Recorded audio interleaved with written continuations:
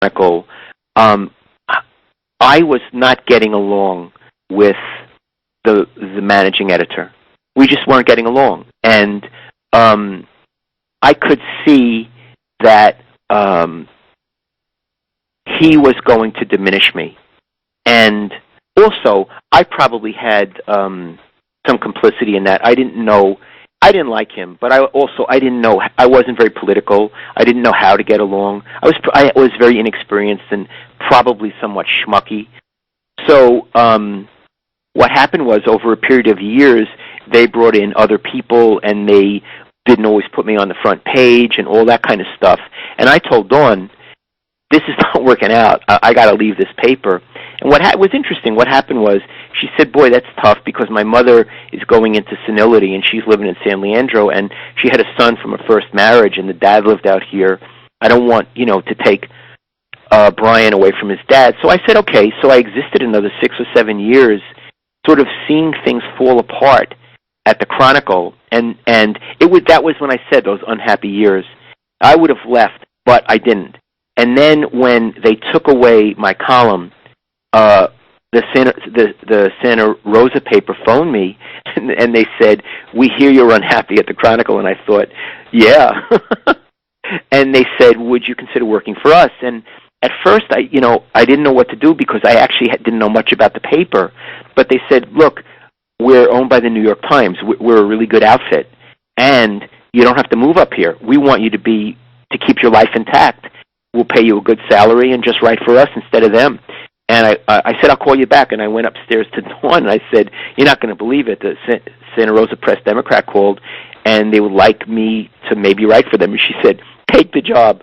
So that was how it happened. And I strictly made the move as a happiness and a lifestyle move, because I was no longer happy at the Chronicle. And, of course, I was aware that, as you put it, I had been the man at the Chronicle. And even being the man at the Santa Rosa Press Democrat would not equal the clout and the notoriety that I would had at the Chronicle. But a couple of things about that. One, I didn't have it anymore. And two, and this was the profound thing that I learned, and I'm so goddamn glad I learned it. What mattered to me was stability and happiness in my life, and peace of mind. To go to sleep at night and not to be troubled, not to worry, not to be angry. I think that takes years off your life. The idea of being the man, what do you get from it?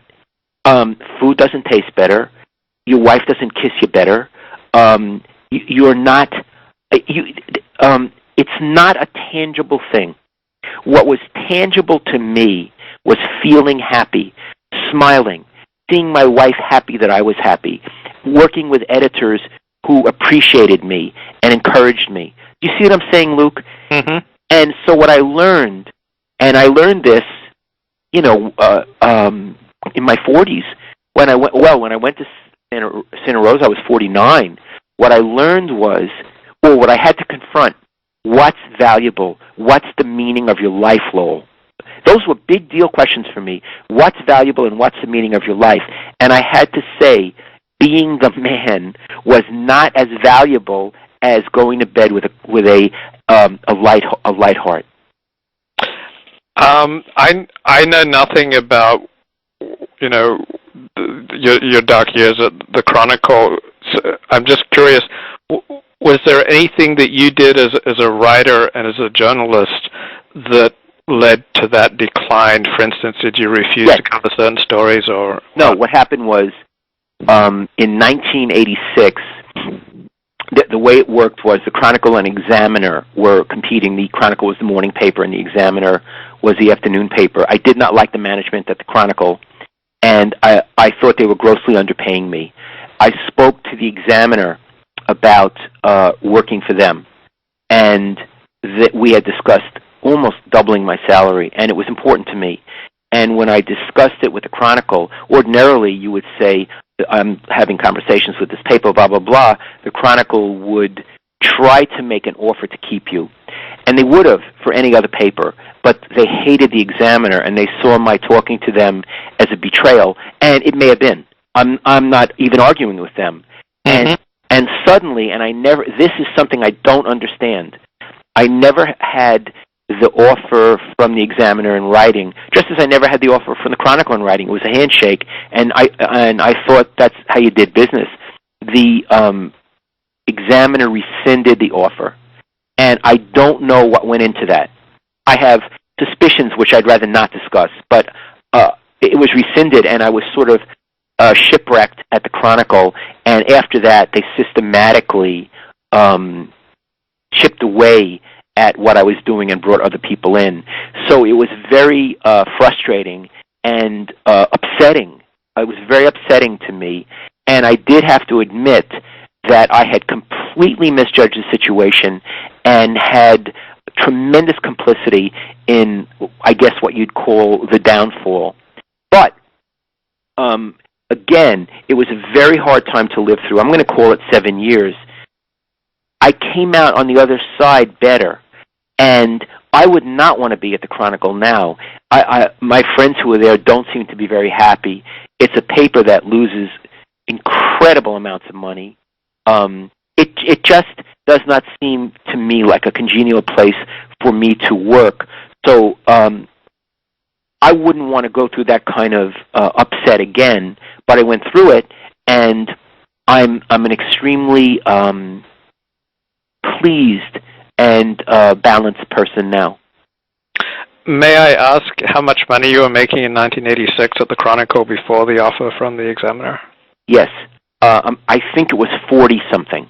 I was the number one journalist, and I was making 40-something. And as I recall, and when I ever went in to the guy and asked him for more money, he would treat me like, who the hell are you to ask? And it used to burn me up because they were selling a lot of papers based on me. And now I had just gotten married, and I had a stepson, and I needed more money, and they didn't seem to. I remember one time the managing editor said to me, "When did you become so interested in money?" And I said, "I'll tell you what. If you're not interested in money, give me your salary. I'll switch salaries with you." And he kicked me out of his office.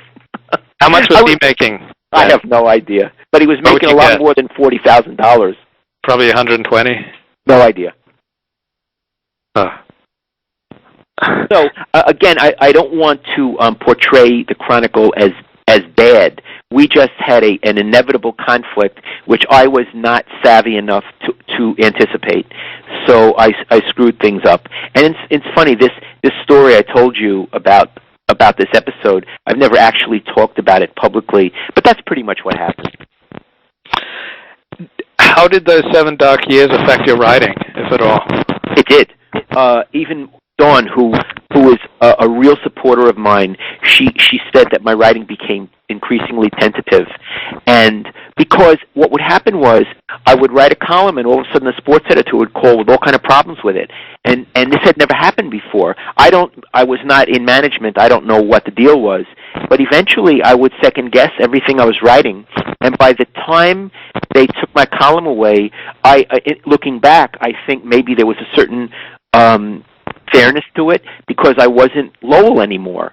Now, the minute I went to the other place, Santa Rosa, it came back in a day. All right, all my whatever you want to call my demon or my energy or it all came, and my confidence all came back. But they whatever they were doing to me, I think it worked. And when they finally did whatever they did to me, they probably had reasons in my work. It was a shitty time for me to be a writer. And you know what? I didn't love writing in those days. And one of the things that was nice about going to Santa Rosa was falling in love again, refinding the love. It sounds so trite, Luke, but that's what it felt like. In what state do you do your best work? What do you mean? Well, for me, I do my best work generally when I'm feeling angry and isolated. Oh, no. I write in joy. I don't write in anger. I like to write in the morning. I usually write with music playing because it insulates me from the world. And depending on what I'm writing, I could be listening to Mozart or the Ramones. Depending on what I'm doing. I don't write in anger, but I write. Sometimes I always write